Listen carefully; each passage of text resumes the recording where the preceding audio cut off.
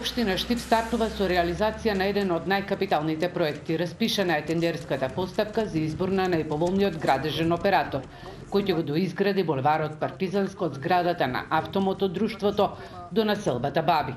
Станува збор за булевар кој има и статус на регионален пат до соседната општина Карвинц. Булеварското решение е во должина од 1 километар, а како што најави штипскиот градоначалник Иван Јорданов, во него е офатено и дислокација на целата подземна инсталација, односно нова главна водоводна и канализациона мрежа во должина од 1 километар. Најкритичната точка и една од најлошите слики во нашиот град, се надевам дека на пролет ќе биде веќе видливо работењето на машините, на активностите кои што ќе се превземат за изградба на овој булевар, кој што ќе значи поголема безбедност во сообраќајот, урбанизирање на еден потек помеѓу населбите 8 ноември и населбата Баби. Локалната власт во изминатите 2 години направи неколку обиди за обезбедување на средства за изградба на овој булевар, кој воедно е регионален пат. Едниот обид е преку јавното предпријатие за државни патишта, а вториот е со издавање на општинската обврзница. Но и двата беа неуспешни.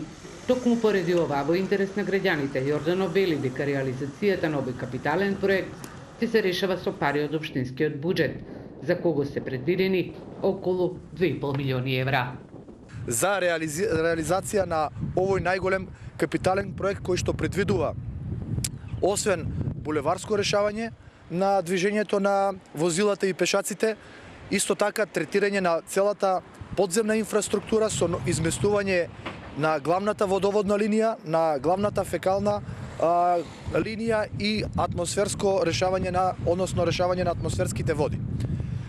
Исто така, она која што морам да го напоменам е дека жалам што дел од граѓаните, жителите на овој дел од градот, кои што можеби времено се сместени овде да домуваат, ќе морат да бидат дислоцирани од страна на државните институции, од страна на Центарот за социјални грижи, од страна на државата, затоа што по трасата по која што ќе минува булеварот Партизанска се сместени неколку објекти кои што мора да бидат срушени за да се практично изгради булеварот Партизанска.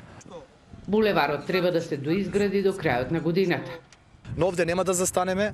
Нашата цел е да со средствата од самопридонесот веќе практично во текот на оваа година да ја продолжиме реконструкцијата на подземната инфраструктура и онаму каде што ќе завршува булеварот да ја реконструираме цела главна ниска зона и дел од линија 1 и на тој начин да ја промениме старата инфраструктура азбестно-цементна цевка која што се протега на овој дел каде што поминува и булеварот Партизанска.